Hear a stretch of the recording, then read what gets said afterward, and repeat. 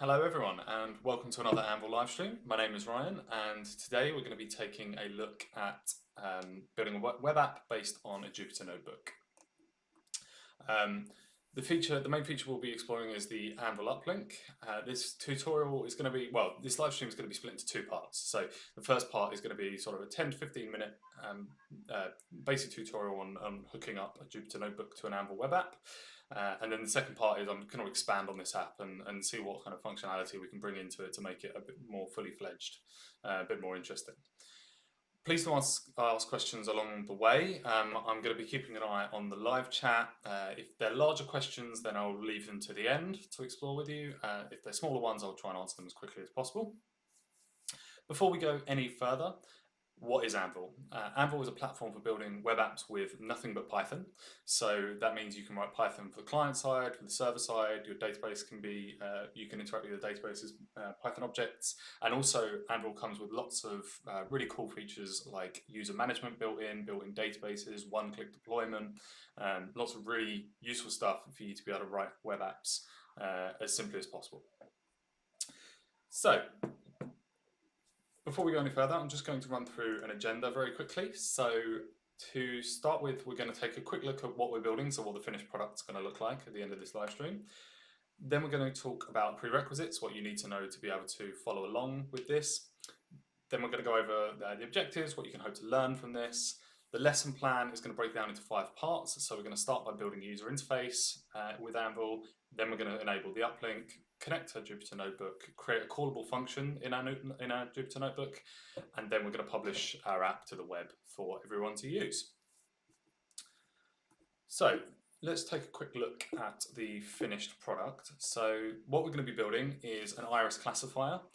Now, I've heard the iris classification problem be referred to as kind of the hello world of sort of data science and machine learning. Now, what this app is doing is not really the focus of this. It's quite a basic program, but all we're going to have at the end is as an app where we can come in, enter some data, enter some measurements, and then it'll categorize this into one of 3 species for the iris flower. It's going to be running code in a Jupyter Notebook. We'll go into how we connect that up. I've built this very simple k-nearest neighbor algorithm to classify it for us. Basically, we're going to be able to create this web app's going to send data to this notebook. This notebook's going to classify it and then send the data back to our web app to display to our users. Let's take a quick look at prerequisites for this live stream. So you don't need to have any prior experience with Anvil or web development to complete this tutorial. You will need to know a little bit of Python and have some knowledge on how to use a Jupyter Notebook.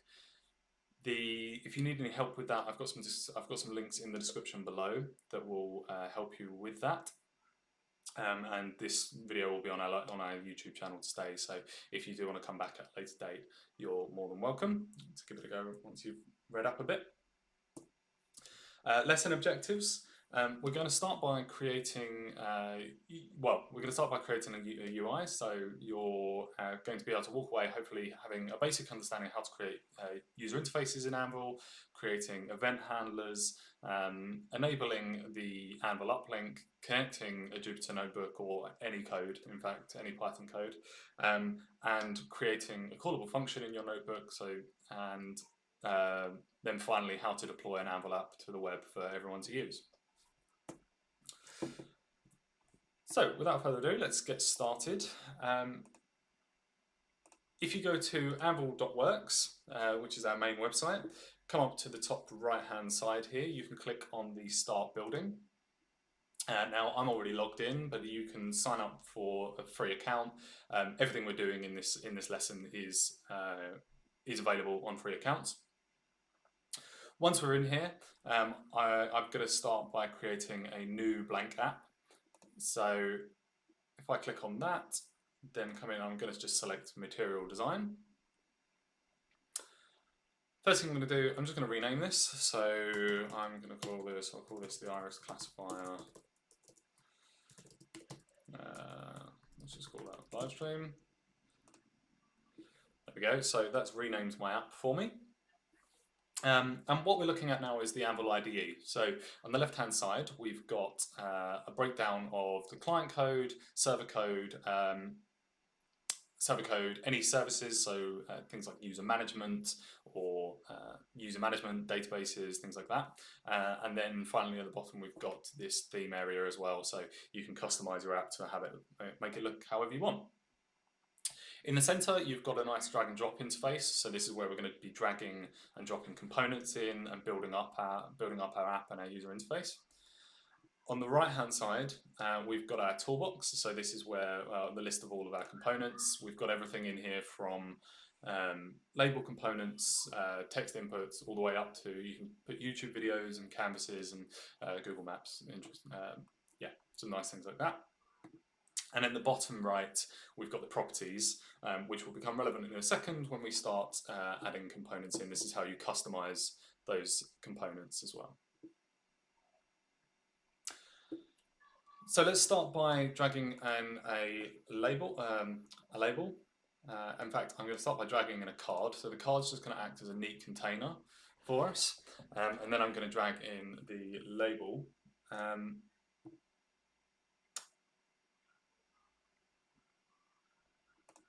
I'm going to drag in the label, which is going to be our the title for the. It's going to be the title for this app. So what I can do is select that label and come down to here into the text. In the text box, I'm just going to call this app my iris classifier. In the role, I'm going to change this to be headline, and then basically roles for any web developers out there is very similar to the sort of classes and IDs in CSS. All components in Anvil come with some default roles which change the way they look. So now I've got my text. I'm also going to align this to center, and that's just going to be my nice headline for the app. Then I need 4 call to actions. So the first one I'm going to do is sepal length. So the way this app works is by taking in 4 measurements, which is the sepal length and width, petal length and width, and then sending those off to get classified. So if I drag in 4 labels, I can come down into the properties part and then just change their text. So sepal length. I'm going to change the role of these to be an input prompt, which makes them a little bit larger. So that's my sepal length. I'll go for a sepal width, if I can type properly. Sepal width. Again, change the role to be an input prompt. Petal width, petal length, and then petal width as well. So there we go. So we've got 4 call to actions there, 4 labels. Then we need to drag in some text boxes, so places where we can our users can actually enter some data.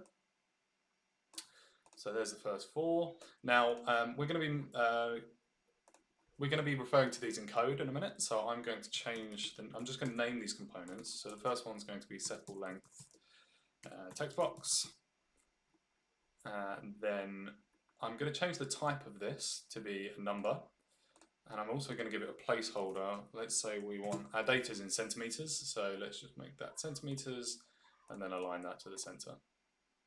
It just gives us a nice text box for them to enter.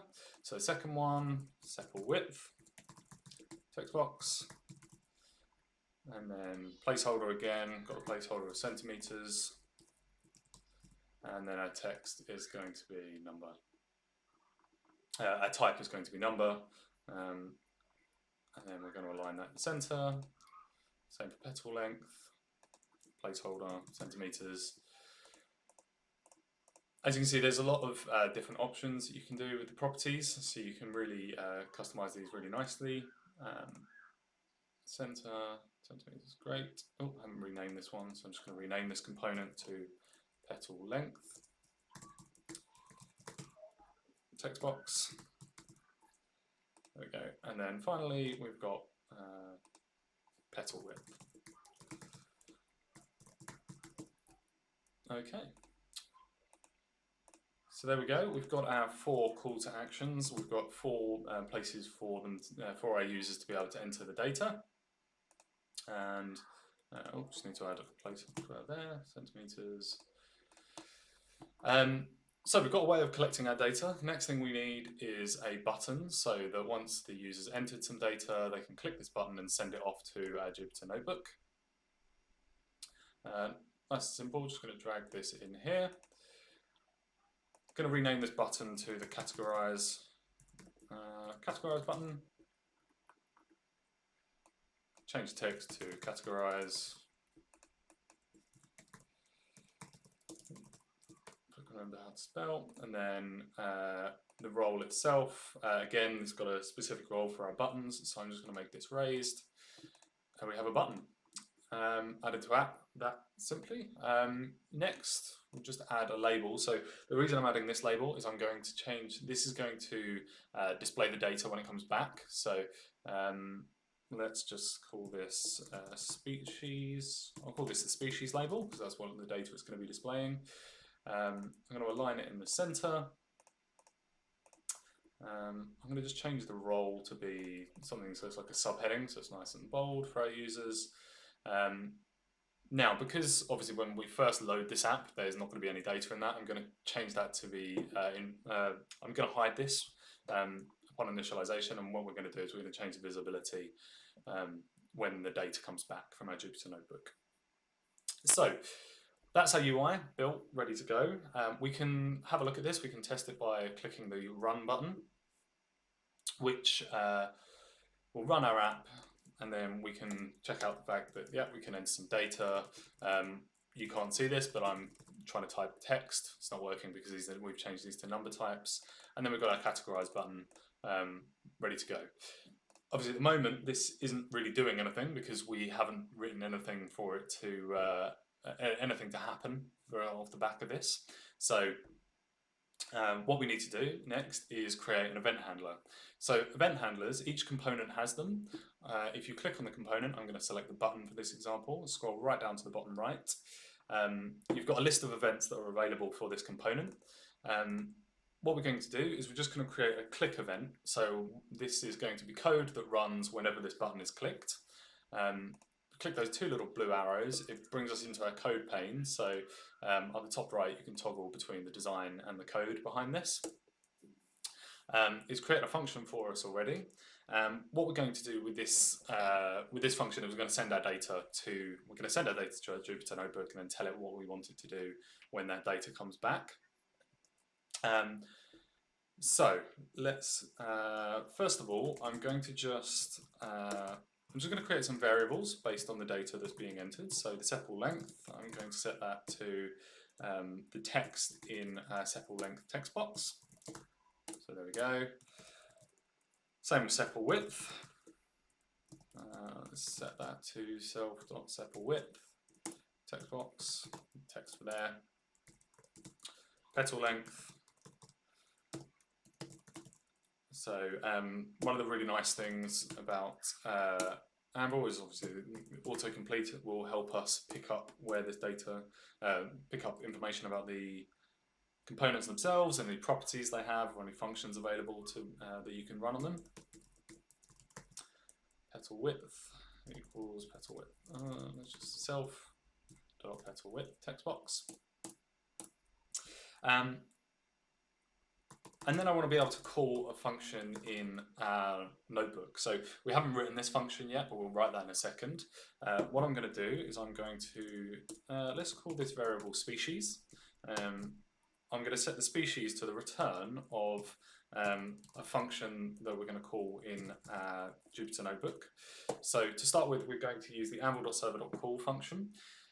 With the uplink treats all code either within the web app itself. So if you added a server module to this app, you could call a function in the server module with this. You can also call functions in our uplink with the same function. It treats them exactly the same, or not quite exactly the same, but it treats them in the same way, uplink scripts and server modules.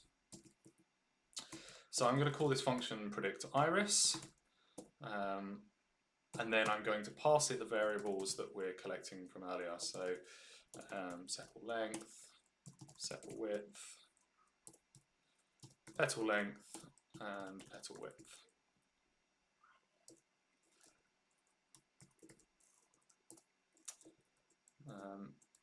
Okay, then let's just neaten this up a little bit. There we go. So we're calling our function. We're going to return that to this variable. So very simply, if I get a species back from this, what we want to do then is once we've got a species back, we want to set our species label to display this data. So first of all, I'm going to set that species label. I'm going to set its visibility to true, so we can actually see it. And then I'm going to say the species label text to be, let's just say the species is, and then just return this to a string. So yeah, let's just say species dot capitalize. There we go. Okay. So that's the code that's going to run every time somebody clicks that categorize button. It's going to send the data off to our uplink with the anvil.server.call, run it in this, run the function in the uplink, and then send the data back to be displayed in our species label. So let's take a look. The next thing we need to do, now we've got our user interface and we've got our event handler, we've got a way of sending our data to our uplink. We need to start by enabling the uplink itself. So to enable the uplink, you can come up to the top left-hand side here, click on the gear icon, and then the uplink option is here. We can click on that. There's a nice big green button that says enable the uplink for this app. Once that's enabled, it will import the relevant packages into our form and give us an uplink key that we can use with our Jupyter Notebook. So I'm going to take a copy of just this anvil.server.connect, which we're going to use in a second. The first thing to do is to take a look at our iris. We're going to take a look at our, I'm just going to take a look at the environment that I've got my Jupyter Notebook running in. So if we have a look in here, this is, I've got a Python virtual environment set up. I've got the notebook itself in here, and then I've got a requirements.txt where you can pip install all these requirements if you do want to follow along with this at a later date. Both the notebook and the requirements are in the description of this video. So first thing to do in my Jupyter environment is install the Anvil Uplink. So it's available via pip, which I can just pip install the Anvil Uplink, let this run, and install it as a package. Oh, it's telling me I've already installed this from where I've done this. Oh, there we go. So yeah, I've obviously already installed this previously, so it's picked that up. That'll be installed for us. Once that's installed in our environment, I can come back and take a look at my Jupyter Notebook. Now the version, this is the exact same version that's linked in the description below, so I've written out some text just to help you follow along if you do come back to this video. So we start by, there's three steps that where we connect our, three steps to connect our Jupyter Notebook to our web app. The first is by installing our package. The second is by then importing it into our code. Third, we just need to run this anvil.server.connect, so implement that with our uplink key. And that's it. If we run this now, so if I run, I'm just going to start by running the import anvil.server, and then I'm going to run the anvil.server.connect. Once that's connected, it will let you know that this has connected. It's connected to, well, it's the dev environment at the moment, but it's connected to our Anvil app. This is just the code that builds and trains the k-nearest neighbor model. I'm not going to go too much into this at the moment. Again, I'll put a link in the description if you're interested. And that's it. That's our Jupyter Notebook connected to our web app. What we need to do now is create a function that actually does something. What we need to do now is create our predict iris function that we're calling in the client side. So the first thing to do here is to give it the decorator anvil.server.callable. All this does is it lets, when it's, all that line does is just let our client side know that this is available to it. And then I'm not going to type all this out, but then we can define our predict iris function. So all this function is doing at the moment is taking in the sepal length, sepal width, petal length, petal width, running the classification, and then returning the string of the class of the species itself. So let's just run this cell quickly. Now, one key difference between Jupyter Notebooks and general Python scripts, because you can connect just normal Python scripts in the same way. Good thing with Jupyter Notebooks is because their kernel keeps running, we don't need to add. There's a function which is for keeping the uplink running. We don't need to add that for Jupyter Notebooks, which is nice. So for the moment of truth, let's give this a go. If I come back into my Anvil Ide, I'm just going to click Run on this app to give this a test.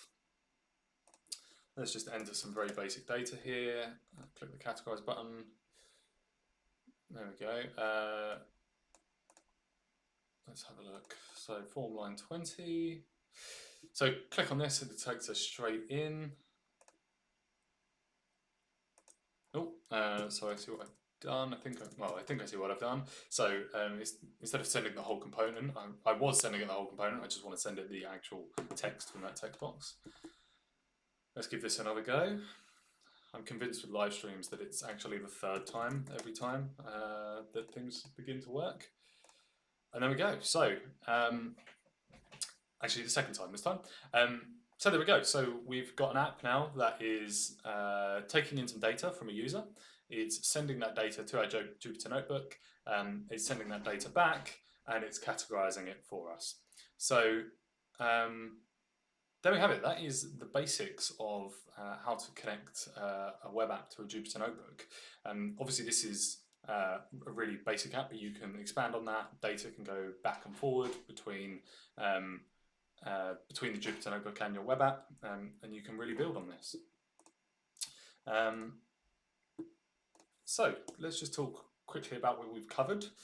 We've covered creating a UI in Anvil. We've created an event handler for our button. We've enabled the uplink.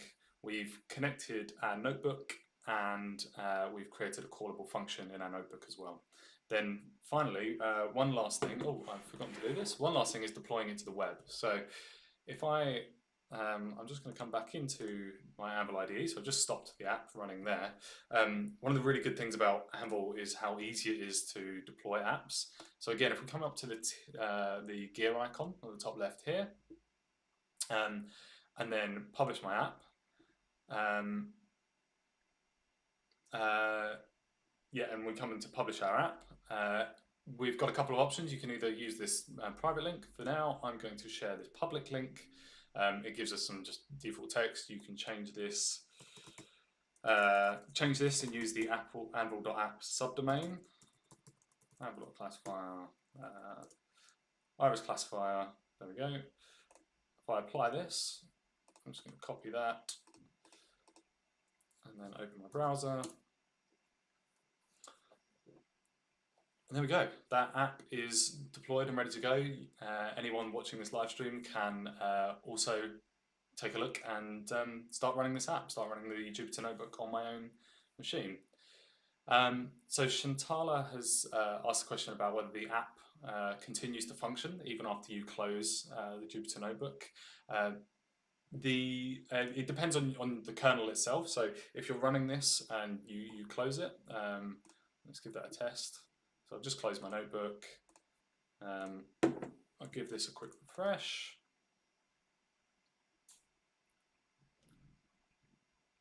So There we go. So yeah, when you've closed your notebook, because the kernel is still running in the background, it's going to keep that code running and the connection open. The way the connection works is with WebSockets. So once it's connected, it will stay connected and carry on running. So it will carry on running as long as your Jupyter Notebook's up and running. So obviously that depends quite heavily on your environment, but as a basics, yes, it will keep running. Okay, so that is the main lesson. That's the main thing that I wanted to show you. So like I say, we've now deployed our app to the web and it is ready to go. Thank you very much for anyone that's joined me and followed along with this live stream so far. That was the first part that I was talking about earlier. So what we're going to do from here, I had a few ideas about how we can expand this app and just kind of explore Anvil, see what we can do with it to make it a bit more interesting, because at the moment it is, well, it's quite a basic app. It's just taking data and sending it back and forward. So if we, the first thing I'd like to do, and this is something I've done in this app, is just add an image to our app. So if I come back into the IDE itself, I'm going to close that. That's now published and ready for us to go. I'm going to add an image component. So what I can do is come back into the design view, click on our image component, drag and drop this in. Thanks very much, Nantala. Yeah, we have a lot of data scientists and people that are using notebooks for this kind of thing. So I'm glad it's of interest. So let's drag and drop in our image. I'm going to rename this component. Let's just call it the iris image. I'm going to be a bit more specific. Iris flower image. So I've added that in. Next, we're going to set this to, depending on what comes back, we'll set this to display the flower. So we know that this label is coming back and the text is coming back based on that. So if I just say, I'm just going to get some images actually, because I thought about this before I joined the live stream. So let's say, so let's say if it comes back with our species, just really simple, Virginica. If that comes back as the species, then I've got a Wikipedia image that I just want to set this to. So let's set the source of the image to self.irisflower_image. Let's set the source of that. We can set that straight to a URL. So just doubled up on the quotes there, which I didn't mean to. So that's just a Wikipedia Commons image. And let's just do else if the species is, let's say, what are the other species as well? Okay, versicolor. Yep, so if it's versicolor, I've got an image that I'd like to set it to for that. So iris flower image. Let's set the source of that. Again, I've got another Wikipedia Commons image that I'd like to use. So let's just take that link. The autocomplete is moaning at something for me. Got to stop putting double quotes in there. There we go. What is this moaning about? There we go. So I've gone from one extreme to the other. I just need to add my additional quote on the end there. Same with this one. And then as it's a live stream, I'm going to be a little bit lazy and just say, and if else, I'm going to just get my last type of flower, which is the Cetazoa, and then I'm going to say iris flower image source, and then again set that to our link. Okay, so we've got 3 source images for our flower. I'm just going to click run on this one. Let's give this a test. So one thing I haven't done is I haven't set the visibility. So what I am going to do, so by default, I'm going to set this image so it doesn't take up any space on the page. I'm just going to get rid of the visibility. So I'm going to set it to hidden. Then when this species comes back, I can say iris flower image, set the visibility of that to equal true. So once I get that back, give this a little run. Let's categorize that. Oh, this is my bad typing. So it's giving me that output. It's moaning about the fact that I can't type species. There we go. Species of species. Let's try that again. Run that. And then again, categorize. And then we have it. So it's picking up that image. Simple as that, really. We're just adding, we can add lots of different components like that. This example is obviously the image. Let's see if we can get a different one up. It's taking a while to load from wherever that link's coming from, but as you can see, it is at least returning the image. You can, if you didn't want to be picking images up from URLs like I am at the moment, you have the ability to import images into assets. So you can upload your own asset files, like images, for example, and then reference those directly in your client code. If, like I say, you don't want to be using URLs, you can keep it as a nice packaged app. The next thing I was thinking about that we could improve this with is some notifications. So at the moment, if I run categorize, it breaks because ultimately it's trying to pass empty values. It's trying to pass empty values to a function, which it's not going to like. So if I put some very rudimentary validation in here to make sure, or very rudimentary check, I should say, to say if all of these values are being added. So what I'm trying to get at here is I'm trying to, what I'd like it to do, my app to do, is add a notification to the user. So instead of obviously having that horrible error message we just got, what would be nice to do is if they haven't entered these values, I'm still thinking about functions, not conditions. There we go.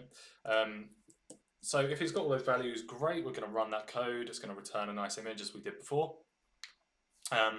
Else, I am going to give us a notification. So you can add notifications really easily into Anvil apps. So I've got a notification here. If I put the text, in fact, I'm just going to put the title as please, let's just say please complete, bad typing, please complete all values. Please, or let's just say, please enter all measurements.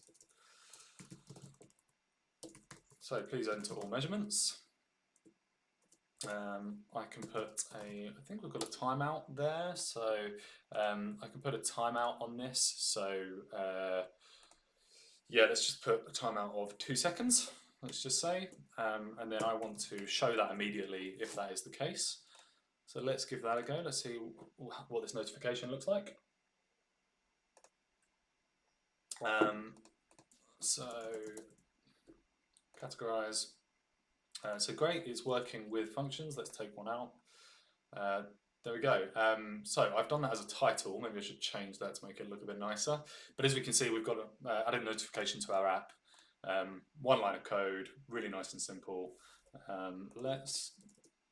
I'm just going to treat this like normal text. It should pick this up. Let's have a look. There we go. So that's a bit neater. Instead of setting it as the title, we can keep those notifications coming. So it's looking like a bit more of a robust app now. So we've done some.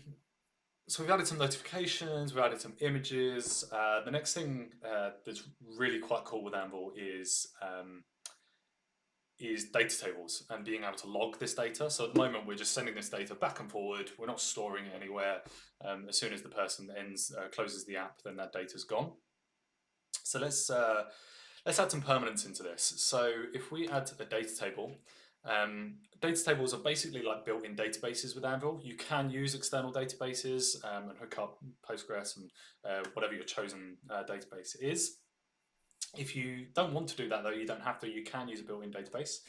I'm going to, if you come out to the left-hand side, I did that maybe a bit quickly, but if you come to the left-hand side, click this this plus button, the data table, this works in a very similar way to any other database. I'm going to, I'll just call this classification. So that's the name of our table. As you can see, it gives us like the Python object name of this table on the right-hand side. Updates that for us. And then let's start storing this data. So if I say species, not species, if I say sepal, go for a sepal length. When I'm adding columns, let's just delete that one. So once you've renamed your table, you can start by adding columns. Yes, Shantala. So yes, the published app does update automatically with these changes that I'm adding. You can set it to run, you can set up dev and live environments with Anvil if you want to avoid making those changes. So the really cool thing with Anvil is essentially if you go into history, these are all backed as Git repositories. Yeah, you can have different versions, live and development versions.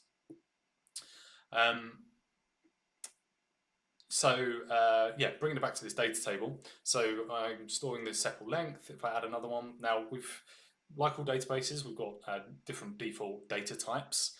You can even add kind of simple objects if you want to get more complex, or if you have more than one table and you want to link it to another one, you can also do that. So let's just add some more. Let's add a sepal width, petal length, and petal width as well. So yeah, we've got our 4 values. I'm going to add a text column for our species, so the species that it is classified as. And then let's add a date time as well. So let's just add a created column just so we can see when this is being stored. Now the really cool thing, there's a couple of ways that we can add data into our data tables. We can either add a server module. In this scenario, because we've already got an uplink script acting as our server module, what I'm going to do is if I come back, I actually need to reopen.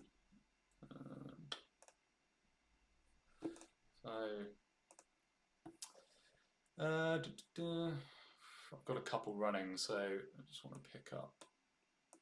Let's go back to my local host. So what I'm doing here is I'm just finding, as I've got a couple of notebooks running, I just wasn't sure on my port number. I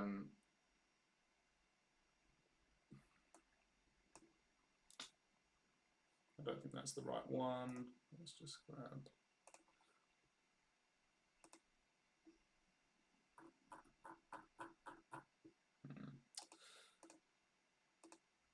Okay, let's just use, I'm going to use this finished one. In fact, let's put my brain into gear. Let's just reopen this. So yeah, let's reopen our Jupyter Notebook from earlier. What we can do here is, this is the one we set up earlier. This is still running in this kernel. So now we've got our data table. What I'd like this notebook to do is to add data straight to our data table. So let's take a look. So we've got our sepal width. Great. So what I'm going to do. So the first thing I need to do is import my app tables. So I'm just going to steal that from here. I'm just going to do this all in the one cell. So I'm going to import app tables from the, import our app tables. In here, once this classification comes back, I'm actually going to set the classification to equal. So that's our classification. I'm going to make this a bit more specific and just say species is this. And then I'm going to return that species, moving this up a bit.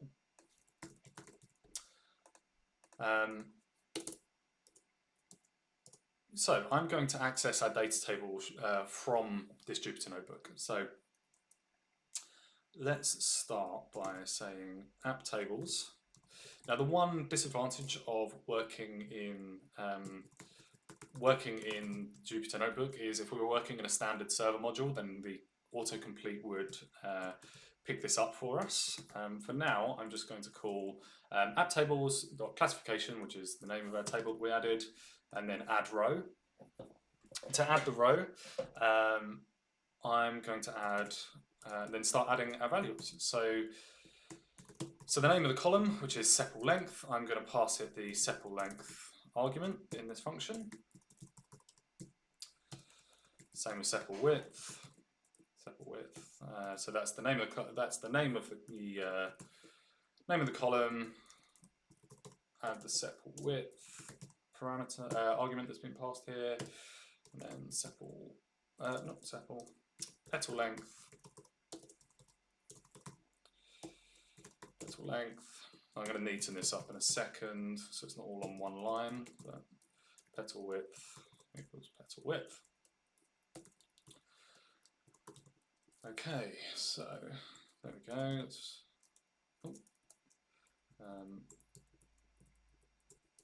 Neaten this up a little bit. Oh, there's one thing I am forgetting, which is the species.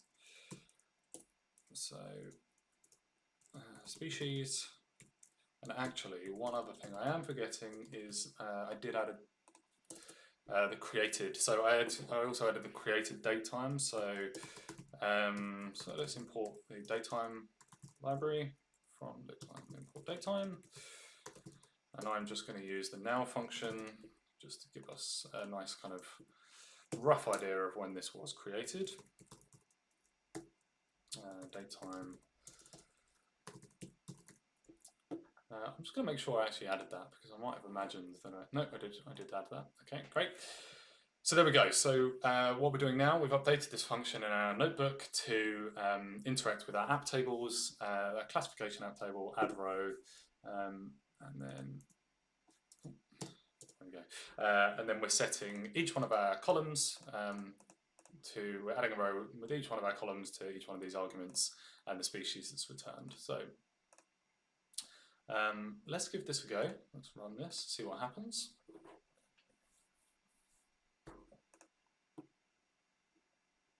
So let's run some data, let's categorize that. Okay, so it looks like it's been happy. So if we stop this,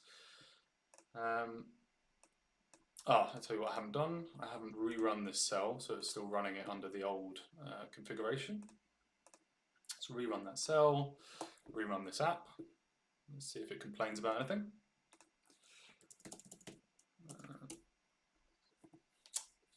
Width is not defined. Let's have a look. So,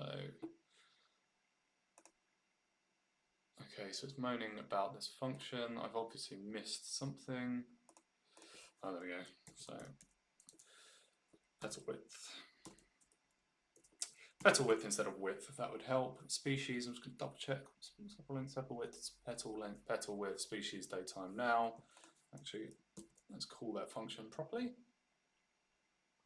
Let's rerun this cell. And then let's run it again.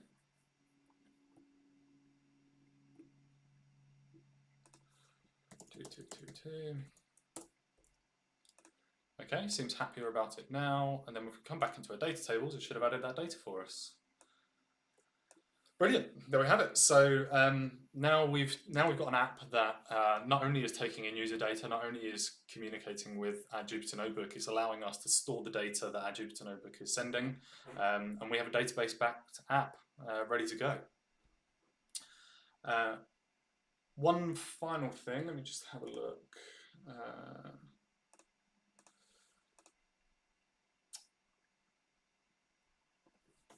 So I think I am hitting some issues with my laptop. I don't know, the quality of this stream might be dropping.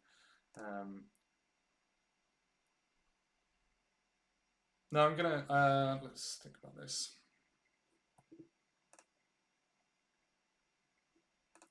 Yeah, I'm gonna go for it. Well, one of the other really cool features with Anvil that people use all the time, and I love, is user management. So if any web developers out there have tried to implement user authentication in applications before, you can know it's a bit of a minefield. With Anvil, it's really nice and simple. So we're going to come up to, on the left-hand side of our app again, come to services, click this plus button, and I haven't spoken much about services, but these are kind of the default features that come out of the box. We've got things like user management, which is what we're going to use now, anything from emails to all the way up to like Stripe integration, which is really useful. So let's add a user management function. So user management comes in as the way you can interact with your user management in this app is really easily with tick boxes. Basically, you've got loads of options. We've got things like Google Authentication built in. You can require strong passwords. You can remember people between login sessions, which is what I'm going to do for the rest of this demo, so you don't have to see me log in again and again and again. I'm just going to untick this one because I don't want to have to confirm this email, but let's add Google sign-in. And then all we need to do to add user authentication to this app is take this anvil.users.login form, and then in our initiation, add this to our form. Come back in here to press play. Let's run this app, and it's going to give me a user form. Now, I've allowed myself, for the purposes of this demo, I've allowed myself to, let's just say, to sign up to an app all on my own. So let's just give it some really basic dummy password, and then sign up. It's going to remember me. And then we have it. So now this is an app with user authentication on it, ready to go. It is quite literally that quick. Again, the app's going to run for us, which is great. And if the next time we log in, it's going to remember us. The other thing that this has done in the background for user management is added a users table. So not only is it storing this data for us, if we come into users, you can see that it's given me it's set me up, it's enabled me, and it's handled all the password hashing for us, ready to go, and given us a remembered logins object. The next thing I'd really like to do with this is add a link between our classifications and our users. So what would be cool is to have this app remember the classifications for the user, and then for people to be able to log back in and see the classifications they've done in the past. So the first thing we're going to do to enable that is add a link between a classification table and a users table. I'm just going to go for a single row. You can do multiple rows if you want to, if you've got like a one-to-many database that you want to set up. So obviously these two were created before I had linked the tables. So I'm just going to add myself, my account to these. And then what we need to do is, if we come back into our notebook, now this add row has got an added column for our user. I'm just going to double check what we've called this column. We haven't called it anything, so I'm just going to rename this column. I'm just going to call it user. Come back into here. add a user. So Anvil's got a really handy function for picking up the user themselves. So anvil.users, there's a users API. So we can type anvil.users.getUser. I'm 90% sure that syntax is correct. So what this does is it picks up the logged in user from our client side and just pops that into it straight away for us. So let's just make sure that's working. Let's add another row of data. As you can see, the thing with Anvil is it's really quite a complete package. So there's loads more I could go into with this, to be honest. Let's stop that app. Let's check out our classification. So it's added another row. Okay, so it hasn't added a person. Let's take a look. Why has that not added? Ah, okay. I know what I've done. I haven't run the cell again.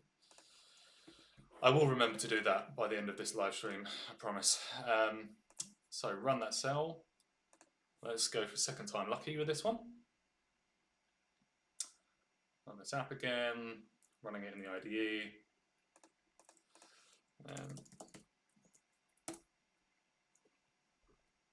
Has no attribute users.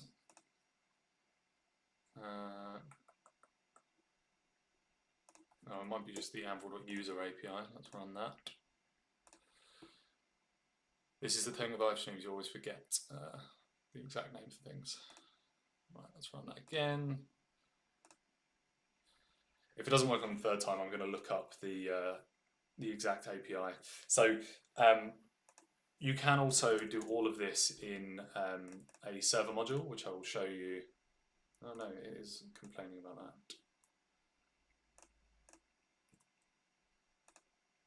So what's that exact error? Let's have a look.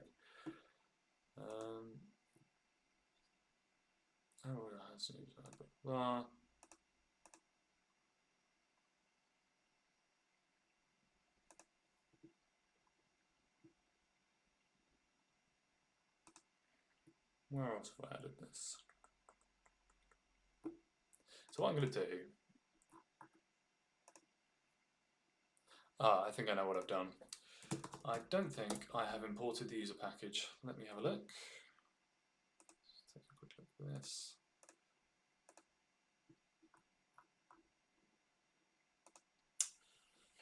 So I'm going to make sure I get this right this time, because otherwise you're just going to watch me go back and forward between. So I've got users. So let's take a look at this module. Actually, it's already in here. So I think what I need to do is import users, which would help because then it's actually going to be able to pick up that module. Let's try. Let's make sure. Firstly, let's make sure I run this cell again. Let's run this app again. Okay. Fourth try lucky. Let's give this a go. There we go. Right. Okay. So it helps if you actually import the module. Let's take a look at our data tables. Let's make sure it's linked to it. So we've obviously got one in here that didn't work. There we go. So we've got the one in there that didn't work, which was before A, I ran the cell, and B, I imported the user module. And then the one that is now working. So every time that function adds, it's going to record it that this user added that piece of code. And then the last thing I'm going to show you before the end of this live stream is how we can display that data to the user. So there's a really, really simple way of doing this. Again, there's multiple ways of doing this, but the simplest way of doing this is by adding a data grid to adding a data grid to our app. So we're going to come back into the design view, add a data grid. Now what I'm going to do is I am going to remove these columns. In fact, I'm not going to do that.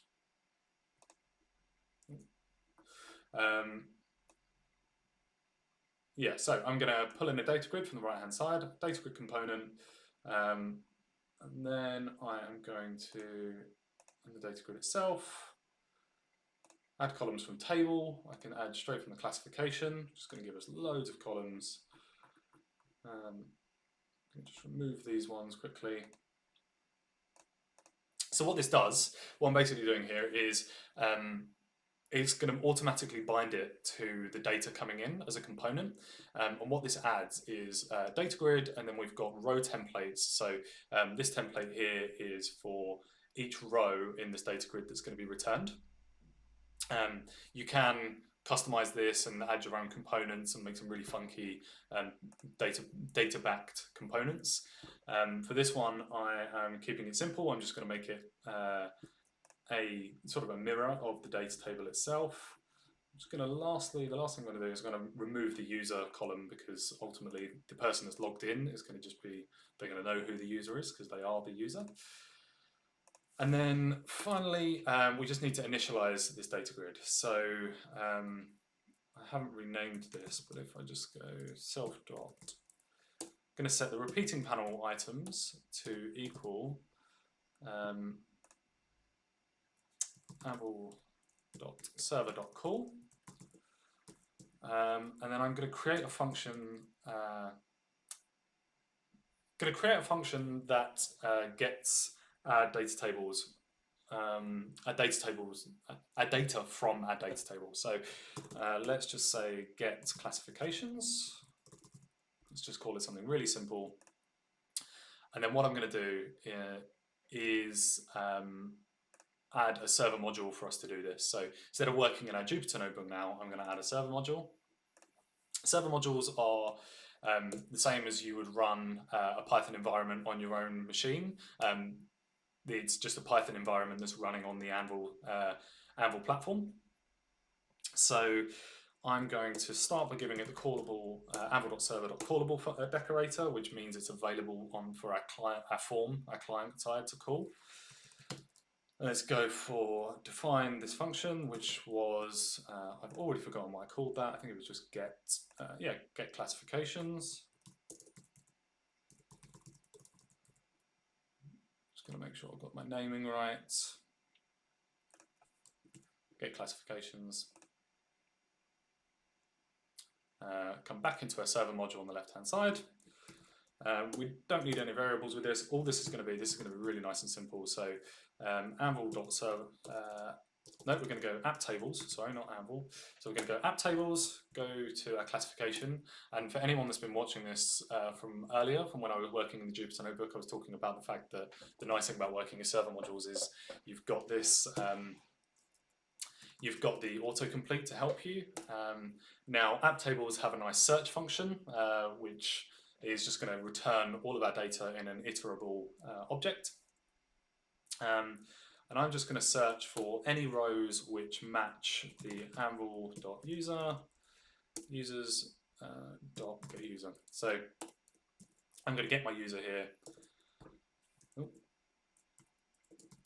Get my user here and return any rows in our data table that belong to this user. So let's run this one more time. Let's see what this data grid does. Yes, Anvil is low code. So thank you for the question. It is low code. The idea is that we're trying to simplify as much of web app development as possible while giving you the power to still code as much as you need and the flexibility of that. And then we have it. So now we have our data grid that is returning data for us of all the historical things that we've done. And notice it's picked up just the data that's applicable for this user. So if we look at the user data table, we know we've got a row in here which doesn't belong to this user because, the row that doesn't belong to this user. So this app is now returning data that just belongs to that user. And then we have it. I think I'm going to leave it there for today. I've given a whistle-stop tour of quite a lot of functionality in Anvil. The core functionality, way back at the beginning of this live stream, was the Anvil Uplink itself, how we connect code running outside of our Anvil web app to an Anvil web app. So in this scenario, it's been a Jupyter web app. a Jupyter Notebook, connecting that up to a web app, giving us a nice UI. And now this is an app that, although it isn't the prettiest, I could work on making this app prettier. It's an app that will categorize an iris flower for us, return that data, and store it for us for later, for when we come back as a user. And if anyone wants to take a look at this, you can now go to this irisclassifier.anvil.app. I'll actually post a link here, and it is already deployed, ready to go. So I'm just going to log in, just double check, ryanadawi.com, some default password that I gave it.